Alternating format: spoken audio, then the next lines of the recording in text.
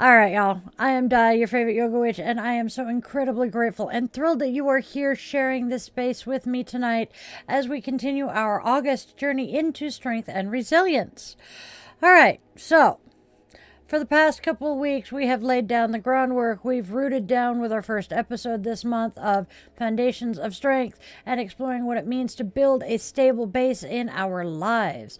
Then last week, we journeyed inward with the power of breath, learning how our very life force can be a tool for fortitude and calm. But this week, we get to the heart of something I know many of us wrestle with every single stinking day.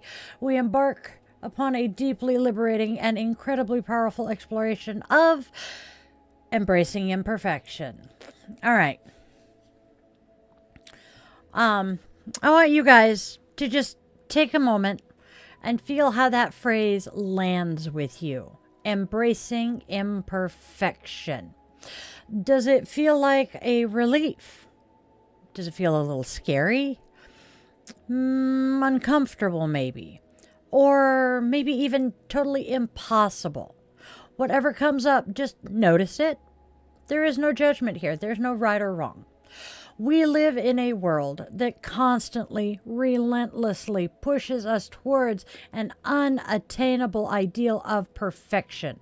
It can feel radical, even rebellious, to suggest that our true, unshakable strength lies not in being flawless, but in being authentically, messily, beautifully ourselves, cracks and all. I had a moment of this the other day myself. The man behind the curtain and I have changed up some of the things we do for daily divination and self-care.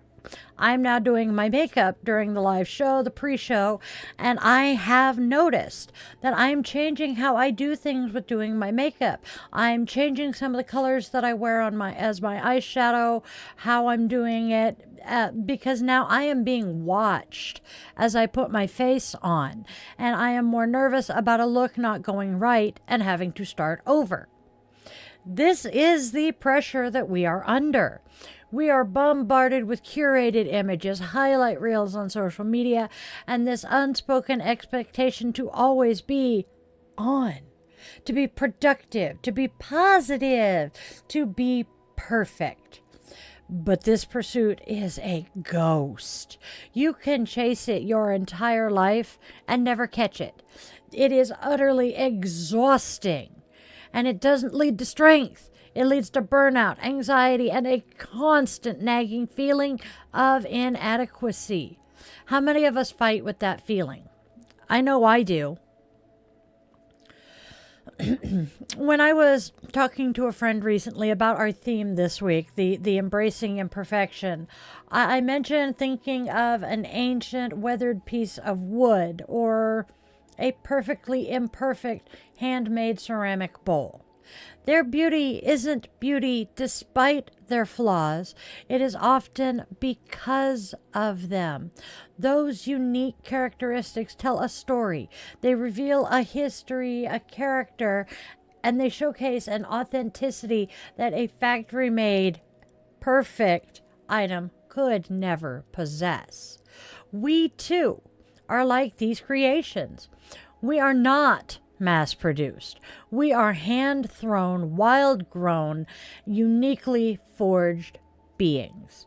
Our perceived imperfections, the scar on your knee from learning to ride a bike, the laugh lines around our eyes, the stutters in our speech when we're nervous, the past decisions that we regret but learned from. These are not defects. They are the textures of a life fully lived. And this brings me to a very gorgeous Japanese art form that I personally adore called Kintsugi. Excuse me.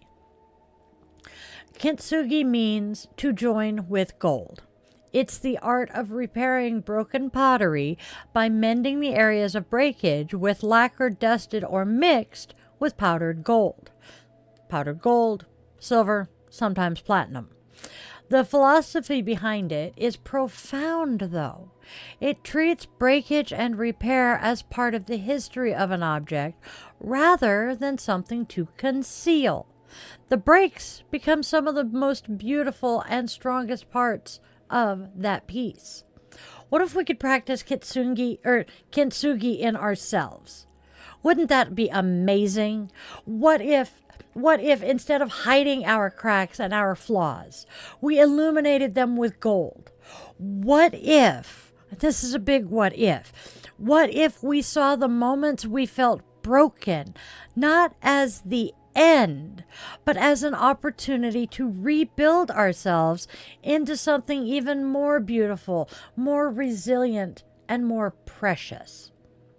This week's theme is an invitation to do just that, to shift our perspective. Instead of seeing our flaws as weaknesses to hide or fix, what if we started to view them as unique textures, valuable lessons, or even portals for deeper connection to ourselves and to others? When we share our Kintsugi scars with others, we give them permission to see the beauty in their own. What do y'all think of that?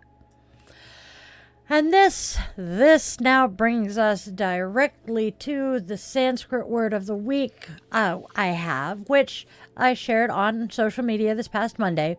And our word is ahimsa. It's spelled Ahimsa. Ahimsa. Ahimsa is a foundational concept in yogic philosophy. It is the first of the yamas, which are ethical restraints or the principles for how we engage with the world. Give me just 1 second.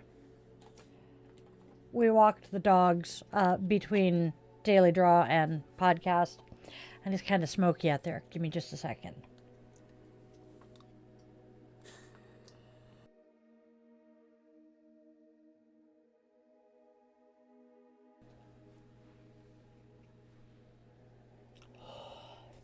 That actually goes right along with ahimsa. I use this so I don't injure and harm myself. The word itself, ahimsa. Okay, we're going to start over and explain this again.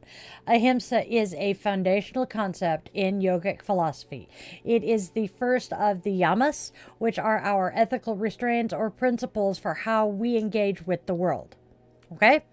The word itself breaks down into meaning not, and himsa, meaning harm or violence. So, ahimsa means non-harming or non-violence. All right, when we first hear this, we usually think externally. We don't harm other people, don't harm animals, don't harm the environment, don't harm the planet. And yes, absolutely 100% that is central to our practice. But the practice of ahimsa does not begin with the world outside of you. It begins within. It begins with how you treat yourself. Because ahimsa is non-harming of others and yourself. All right. How often is your inner monologue violent? Oh my God, you're so stupid. I can't believe you did that again. You look awful today. You will never be good enough. I know mine is more often than not.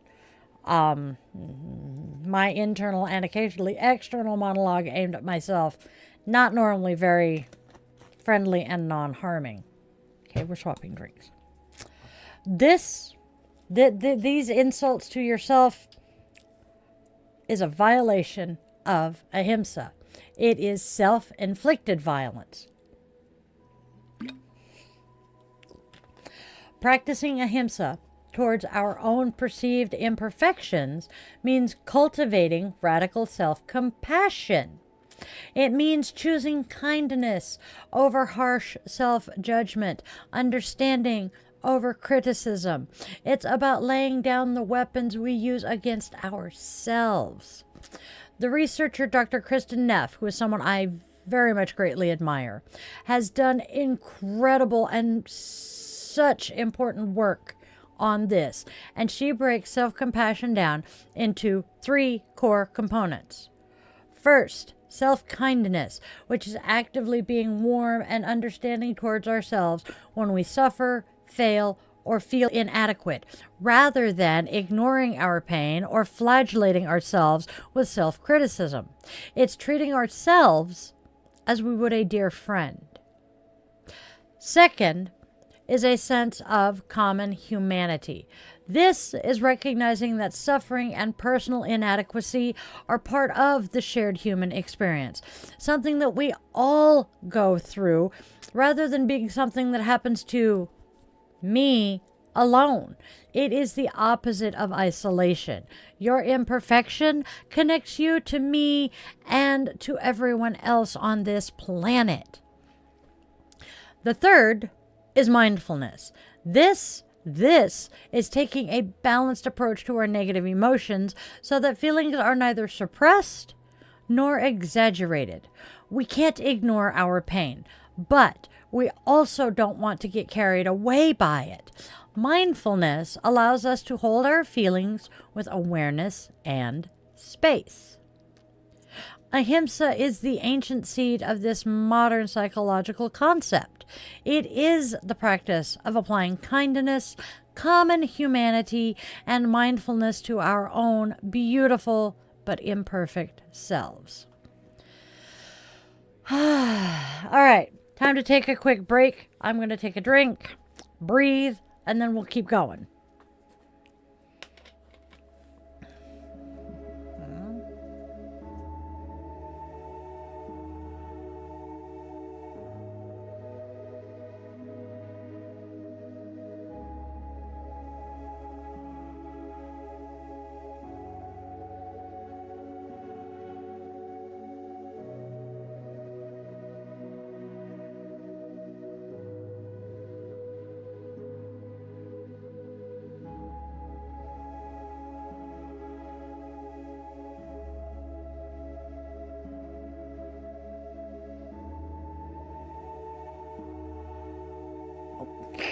All right, y'all.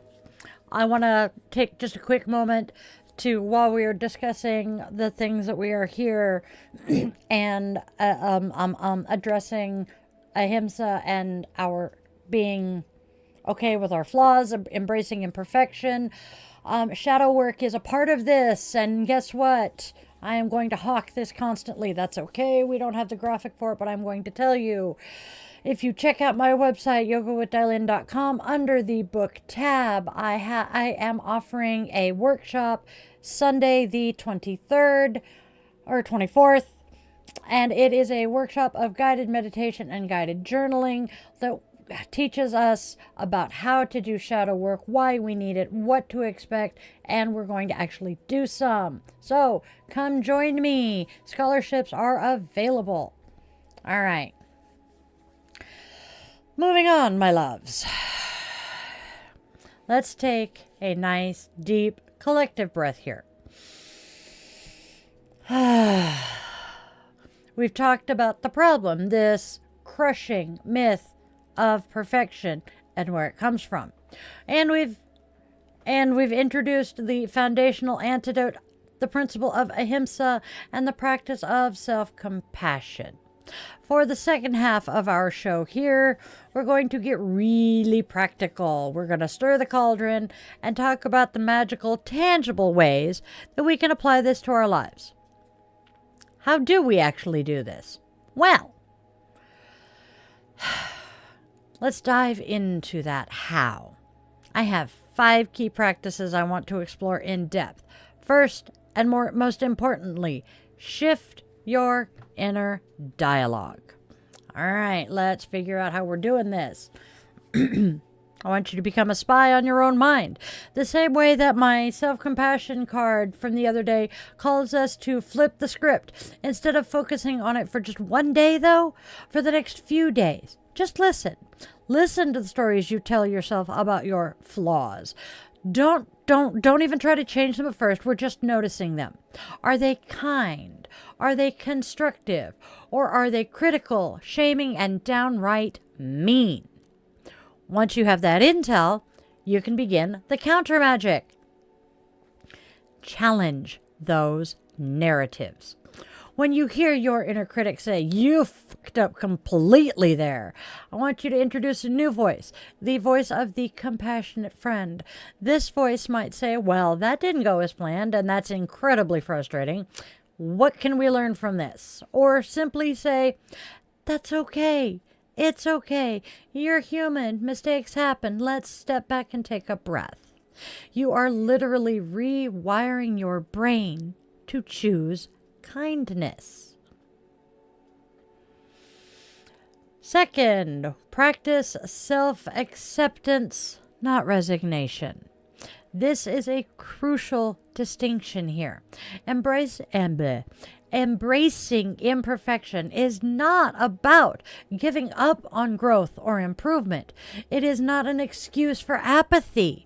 It's about accepting where you are right now with all your human complexities before you try to change anything. You got to know what you're working with before you can change shit, right? Right. This is the difference between shame-driven growth and acceptance-driven growth. Shame says, "I am a shitty public speaker. I am awkward and I need to fix this because it is broken." Acceptance says, I feel a lot of anxiety around public speaking, and that's true for me right now. I am accepting this feeling. From this place of acceptance, how can I support myself in becoming more comfortable?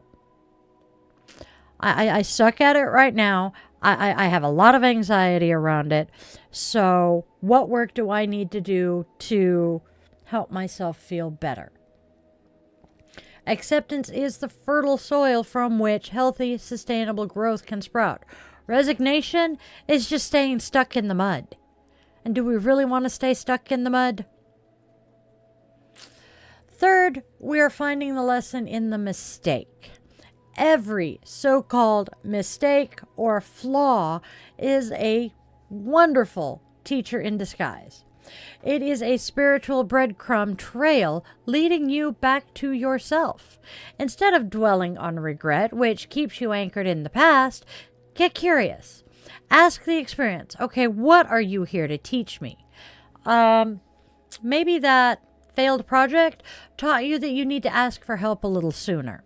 Maybe that awkward conversation taught you something about your own boundaries or honoring another person's boundaries. How can this experience make you more empathetic, wiser, or more resilient? When you start looking for the lesson, you transform regret into wisdom. Essentially, you alchemize your lead into gold. Fourth, we're embracing authenticity over image. And this one, if you grew up with parents like mine, this one's difficult. True strength, the kind we are exploring all month this month, comes from showing up as your genuine self, even when, especially when, it's messy or imperfect. When we try to hide our perceived flaws, we expend an immense amount of life force energy. It's like holding a beach ball underwater. It is exhausting, and eventually it's just going to pop up and smack you in the face anyway, right? Right. This performance of perfection also prevents others from truly seeing and connecting with us. We connect through vulnerability. We build trust through authenticity. When you let your true self be seen, you give others the courage to do the same. Authenticity is magnetic. It's real magic. And then finally, we have number 5, cultivate humility. In our culture, in Western culture, humility oftentimes gets a bad rap, being confused with self-deprecation or thinking you're worthless. That is so not it at all. True humility isn't thinking less of yourself, it's thinking of yourself less. I'm going to repeat that so it sinks in. True humility is not thinking less of yourself. It is thinking of yourself less. It is the profound and liberating understanding that we are all imperfect, we are all human, and we are all just doing the best that we can on this journey. It dismantles the ego's need to be special or better than others. This connects back to that idea of common humanity. The pressure is off. You don't have to be perfect because no one is. This recognition of our shared humanity is so freeing and fosters a deep sense of connection to everyone and everything around you. So, how do we get all of this stuff pulled together? We have the theory. We have the practices. How do we start integrating all of this into the rhythm of our own lives this week? Oh my gosh. Okay, I'm going to take a drink again.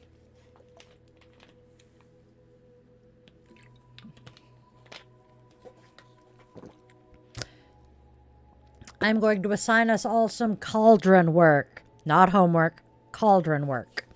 Some journal prompts or some small actions you can take. You don't have to do all of them. Just pick one or two that resonates. I also have some journaling prompts on my blogs this week. We have the DieTheYogaWitch.com blog and the Yoga with Dailin blog. Both have our journal prompts. But this is the first option here is one that I may do that myself. The compassionate letter. Write a letter to yourself about an imperfection that you struggle with. But here's the catch. Write it from the perspective of a wise, unconditionally loving friend. What would they say to you? How would they offer you kindness and perspective? Once you have written it, read it out loud to yourself. Then there is the option of reframing a flaw. This is a good one too. Pick one thing that you consider a flaw. Maybe you think you're too sensitive. For 1 week, try to reframe it. What if too sensitive is actually deeply empathetic? What if stubborn is actually tenacious and determined? Play with the language and see how it shifts your energy. Reframe it, change the word, use a synonym that doesn't have quite the same negative connotation, and see where that gets you. Another one is the option of Kintsugi visualization. If you have a few quiet moments, I'm going to assume if you're a pet parent or a human parent, you might not, but if you have a few quiet moments, close your eyes. Bring to mind one of your cracks or scars, something you feel shame about. Now, imagine you are tracing that crack not with judgment, but with a line of warm liquid gold. See it not as a flaw, but as a mark of beauty and resilience. See how it makes your story more brilliant. I would absolutely love you guys. I would love to hear how this lands with all of you. Feel free to reach out to me via email, Facebook or Instagram message, or in the comments or the community on my YouTube. You can find my email and all of that in the link tree that is the pinned comment in our chat. It is also in the description of the video here. Oh, wow. We've covered a lot today, y'all. We have stirred that cauldron deep, my witchlings. We've talked about the illusion of perfection, the healing power of ahimsa, and the practical magic of self-compassion, acceptance, and authenticity. My deepest hope for us all this week is that we begin to look at our perceived imperfections with a new lens of kindness. Perhaps it's a physical trait you dislike, or a past decision that you regret, or maybe even it's a recurring habit that you wish you didn't have. Instead of fighting it and fighting yourself, Offer it compassion. Hold it gently and ask it, what if you are also a part of my unique strength? What if you are the crack that lets the light in? Remember, everyone, to join me tomorrow night, Friday night, for our guided meditation and Yoga Nidra Asana, where we will take these concepts from the mind and settle them deep in the body, delving deeper into self-acceptance and softening into our authentic selves. The details for that all are on, as always, the website, yogawithdylin.com. Check that out. And keep an eye on social media, where we are going to continue exploring our Sanskrit word of the week, Ahimsa. This is a lifelong practice, a concept that will deeply support your journey of self-compassion. I do want to tell a very quick but somewhat amusing story about me and Ahimsa. I learned to drive in Southern California, so road rage is part of my repertoire. Now, when I start raging at someone, I keep telling myself, Ahimsa, we're not going to harm anybody, and that includes us. Ahimsa, Ahimsa, it works. All right, my loves. Thank you all for joining me around the cauldron today on Die the Yoga Witch podcast. May you find strength in your authentic self, and may the beauty of your imperfections shine brightly for the entire world to see. Until next time, my loves, remember to always find your magic within. Now, get out there and spread love, spread joy, and spread kindness. There is already way too much darkness in this world. Can we try to be a beacon of light and hope for those who have lost their way? Tell your loved ones, human, scaly, feathered, and furry, that they mean the world to you. You do not know when the last time you will see them is, and that phone call or text message sucks. I am immensely grateful for the Witchlings who have stuck around and watched. If you enjoyed what you saw today, please help me appease the algorithm gods. Leave me a 7-word comment. If you don't want to think about anything, Panic at the Disco has you covered. Hey, look, die, I made it. Yay. Now, get out of the house today, touch some grass, and have a wonderful time filled with magic and joy. And always, always, always remember, my Witchlings, you are loved. You are wanted, you are needed, and you genuinely do have a purpose in this life, even if you haven't figured it out yet. I love you guys to bits, and I will see you soon. Namaste, my Witchlings.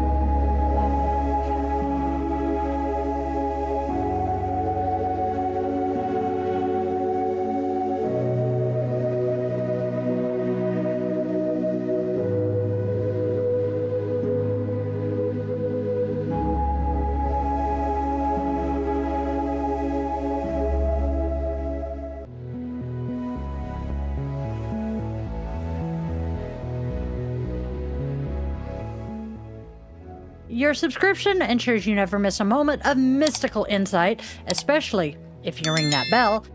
For a deeper dive into exclusive content, behind-the-scenes glimpses, bonus blog posts, monthly rituals, and my weekly yoga classes, consider popping over to Patreon and joining the coven there. If you're feeling particularly generous, a virtual coffee is always appreciated. This Gen X witch, raised on 80s vibes, thrives on caffeine and a dash of well-placed sarcasm. Are you seeking personalized guidance? Well, in that case, visit yogawithdylin.com to schedule a one-on-one yoga session where we can work together to restore balance and alignment to your mind, body, and spirit. I'm honored to craft meaningful rituals and services for all life's milestones. House blessings, cleansings, spiritual life coaching, and personalized tarot and pendulum readings are also available. Check out those offerings at dietheyogawitch.com. Don't miss out on your daily doses of divination. Tune in tomorrow for another episode, Monday through Saturday, same bat time, same bat channel, 1:30 p.m. Pacific time. And there's even more enchantment to weave into your week. Join me for our weekly rituals. Sundays, let's all gather around the cauldron for coffee and cues with Die the Yoga Witch at 1:30 p.m. Pacific time on Sundays. Bring your favorite brew and we'll delve into the mystical and the everyday, answering your questions and sharing the witchy wisdom I've gathered over the last 3 decades. Thursdays, tune into Die the Yoga Witch podcast for a fusion of yoga and witchcraft designed to inspire and uplift. Friday and Saturday evenings at 8:30 p.m. Seattle time, we offer some unique experiences. Fridays are for relaxation and interconnection. We zen our way into the weekend and unwind with guided meditation or yoga nidra asana, tapping into your inner magic and bringing that magical life into your yoga practice. Saturday evenings, brace yourself for Bitch and Witch Angry Veteran Rants. I will be tackling current events that spark my passionate opinions, offering perspectives and suggestions for positive change.